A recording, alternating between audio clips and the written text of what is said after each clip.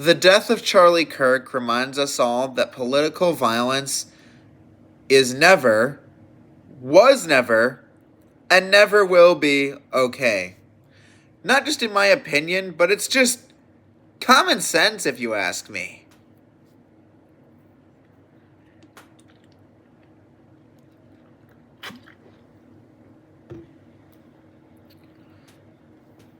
This isn't just a close call.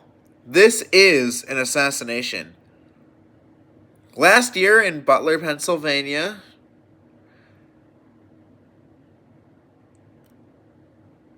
at the time, former president and Republican nominee Donald Trump, now sitting president, was shot in the ear and attempted to be assassinated. Someone attempted to assassinate him.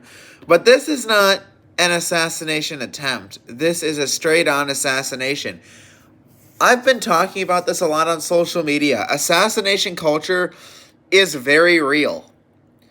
And Charlie Kirk did not deserve to lose his life. Nobody deserves to lose their life for any reason.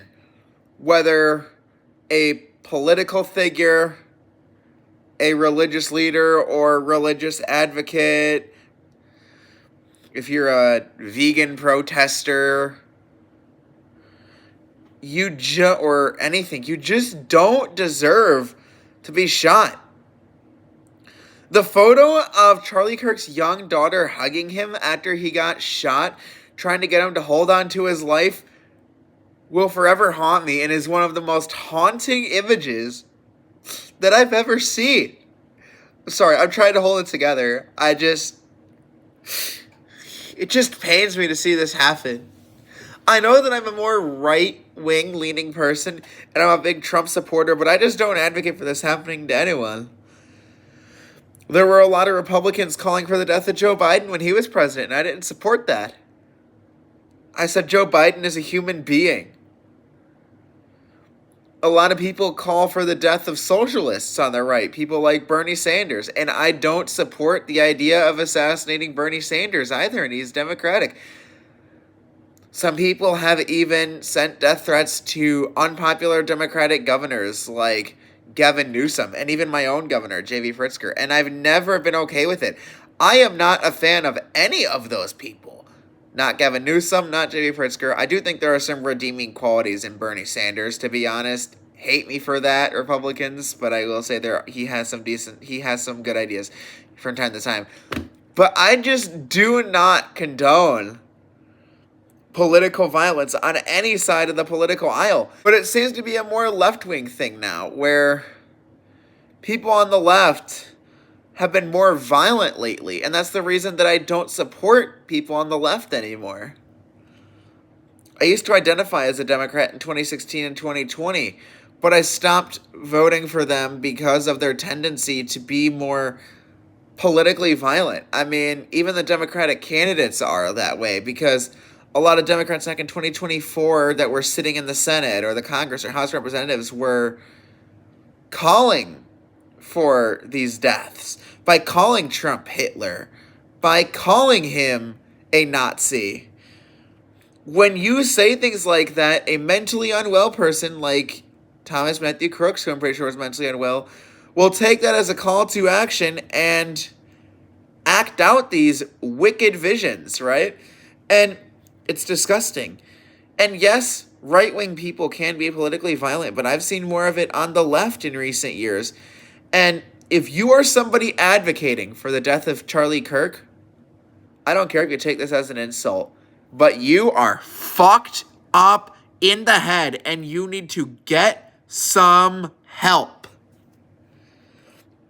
He was a father, and now he has a wife who has been left behind to raise their 2 kids.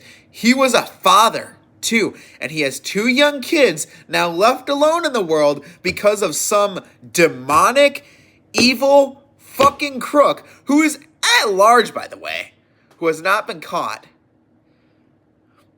because of a failed security team.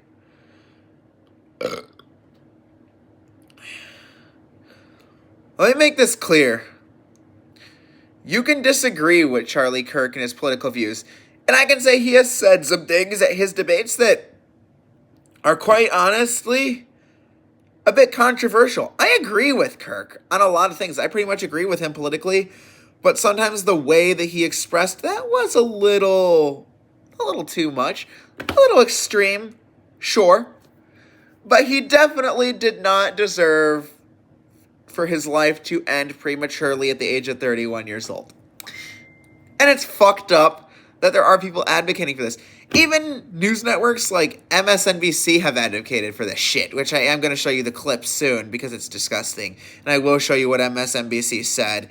But I just wanted to get my thoughts out first about how disgusting, awful, vile, and cruel the decision that this person made was. And I want them locked up. Lock them up. Now, I'm not going to be a demonic little bitch and advocate for the death and premature end of the life of the person who did this. But I will call for the prosecution and permanent jailing of this individual who committed this heinous act of political violence. That's what this is, political violence.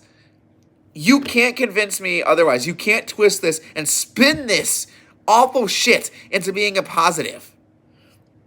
He was a father who these kids now have to grow up alone with a single mother, alone in the world because of this. I'm not that religious, but I will be praying for the two children of Charlie Kirk, hoping that they still have a decent life. I will be praying for the wife of Charlie Kirk, that she is able to find happiness in peace with time, that she gets therapy and the help she needs to hopefully move on from this. She's going to grieve him for the rest of her life if this was her husband, but I hope that she can move on at least a little bit to find some sort of happiness and closure. And that's what I hope for her, and I will pray for her and his two children.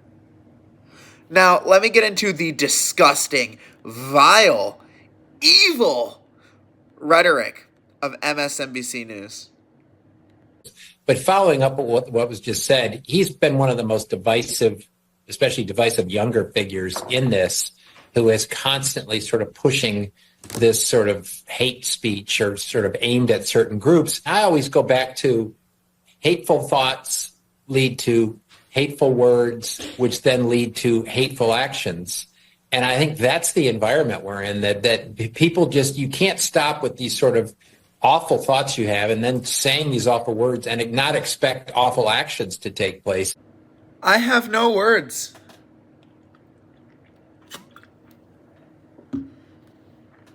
Other than disgusting, vile, putrid, horrific. Those are the only adjectives that I have to describe that newscaster. If you know me, you know I'm usually not one for cancel culture. I usually don't support it. I usually think ending someone's career over some controversial thing they said to be quite stupid and immature. But in this case, I must say, that newscaster is a cancer on our society. That newscaster has besmirched the name of journalism, and that newscaster needs to be fired because they have victim blamed someone for their own murder. They have victim blamed a murdered person. They have basically said about the deceased that a deceased person deserved to die. He said, quote, hateful thoughts lead to hateful words, which lead to hateful actions. And let me tell you, having a political opinion is not hate speech. It's not a hateful word. It's not hateful actions. It's not hateful thoughts. It's having a fucking opinion. If Charlie Kirk is honestly one of the best, most inspiring people because he is such an advocate for freedom of speech, part of living in this country is the freedom to have debate. And that's one of the greatest things about Charlie Kirk is that he will openly go out and debate people and give them a platform where they can express their opinions. That's the thing. He debates people. And the magic of that is he's basically giving people a platform because it's open debate. He has always said, anybody Anyone is welcome to these debates. Christians, Jews, agnostic and atheist people like myself, Muslims, all these groups of people, black, white, Asian, they're all welcome to debate him from the different cultures of life that they come from to give their own unique take on a political situation. That is the definition of freedom of speech right there. Giving people a platform to express their opinions that they might not have had otherwise. Especially not the opportunity to express those opinions with other people without pushback, because usually the internet is so hateful. Like, if you want to know where the most hateful words and hateful actions are, like the news said, it's not Charlie Kirk. The most hateful words and hateful actions where I see that is the internet. But Charlie Kirk doesn't have a hateful platform like the internet, like somewhere like Twitter or Snapchat or Instagram or Facebook. He opens a free platform where he can debate you respectfully. Even if you disagree with him, he was a respectful debater who gave you a chance to express yourself. And anybody who is advocating for the murder, which there are people advocating for it, or trying to justify it, like MSNBC News. And if you do that, if you are advocating for the murder, you are a hateful, disgusting person. And I think that you need to seek some mental professional help, because you are inhuman and you are subhuman and are not part of the same human race that I come from. Thank you. Remember to like, comment, and subscribe. I will resume doing videos on music, but I'm going to throw some political content in here and there. I'm going to leave you off with Donald Trump's magical response to the death of Charlie Kirk. It was very respectful and very kind, and the type of message that we need in the midst of all this hateful rhetoric. So I'm going to end off the video with Donald Trump's response. Like, comment, and subscribe, everybody. My great fellow Americans, I am filled with grief and anger at the heinous assassination of Charlie Kirk on a college campus in Utah. Charlie inspired millions, and tonight all who knew him and loved him are united in shock and horror. Charlie was a patriot who devoted his life to the cause of open debate and the country that he loved so much, the United States of America. He fought for liberty, democracy, justice, and the American people. He's a martyr for truth and freedom, and there's never been anyone who was so respected by youth. Charlie was also a man of deep, deep faith, and we take comfort in the knowledge that he is now at peace with God in heaven. Our prayers are with his wife, Erica, the two young, beloved children, and his entire family, who he loved more than anything in the world. We ask God to watch over them in this terrible hour of heartache and pain. This is a dark moment for America. Charlie Kirk traveled the nation, joyfully engaging with everyone interested in good faith debate.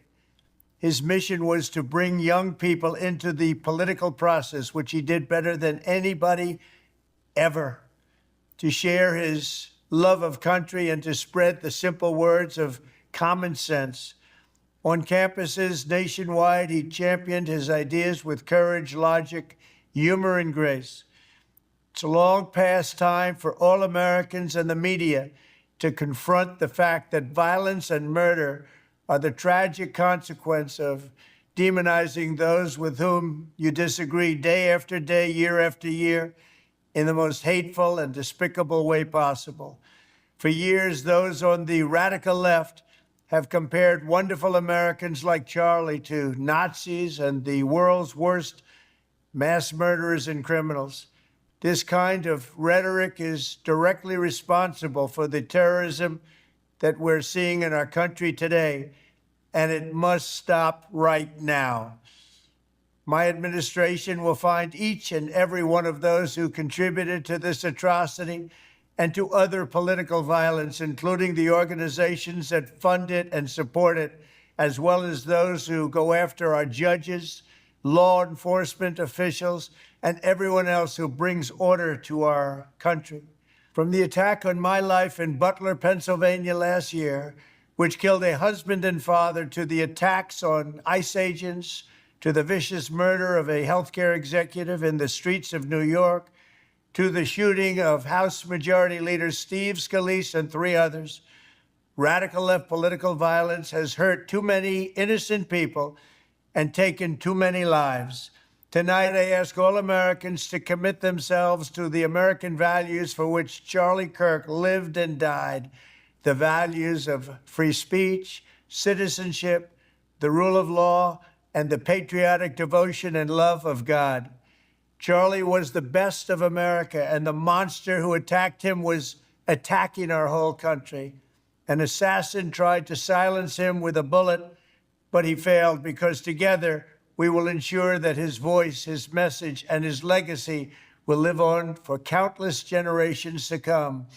Today, because of this heinous act, Charlie's voice has become bigger and grander than ever before, and it's not even close.